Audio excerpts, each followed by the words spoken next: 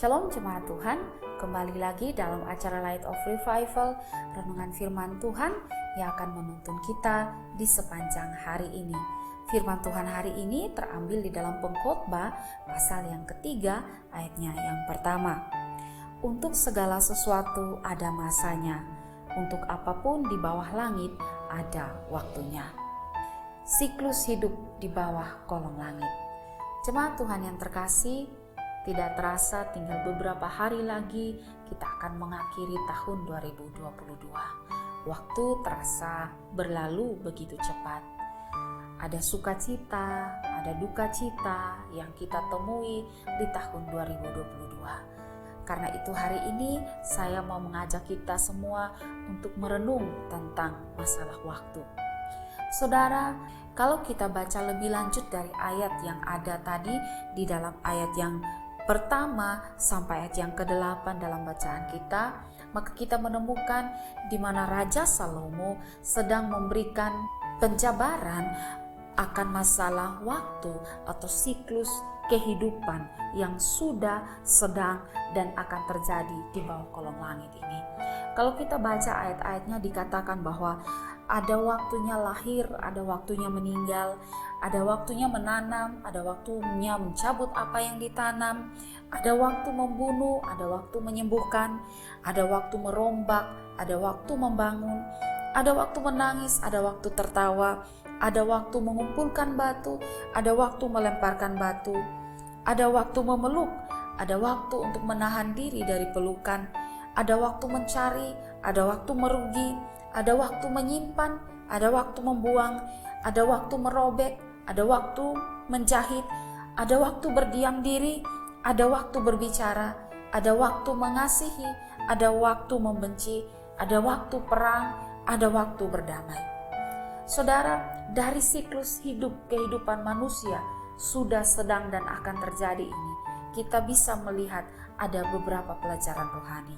Yang pertama adalah siklus kehidupan ini terjadi dalam penentuan Tuhan.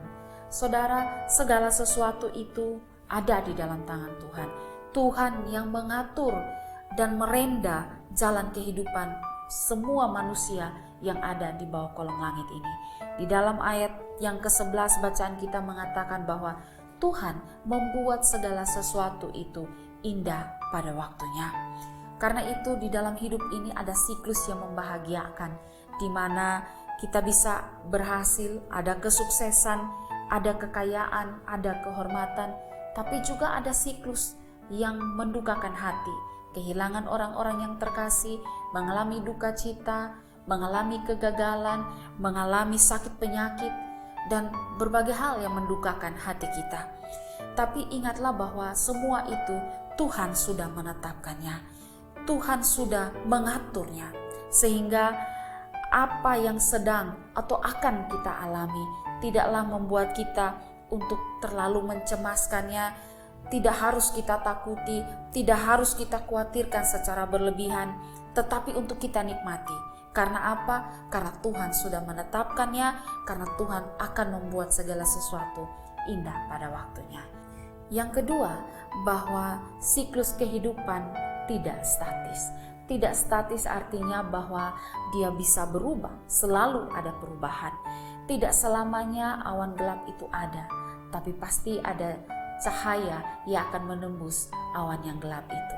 Tidak selamanya ada kepedihan, tapi pasti ada sukacita yang menghampiri hidup kita.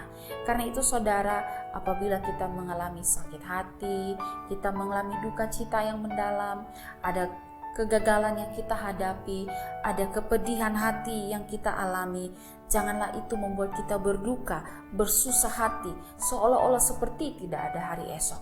Tapi juga apabila ada yang mengalami kebahagiaan, keberhasilan, bisa berhasil dalam pekerjaan, mengalami sukacita lainnya, janganlah juga terlalu terbuai untuk itu, karena selalu ada perubahan.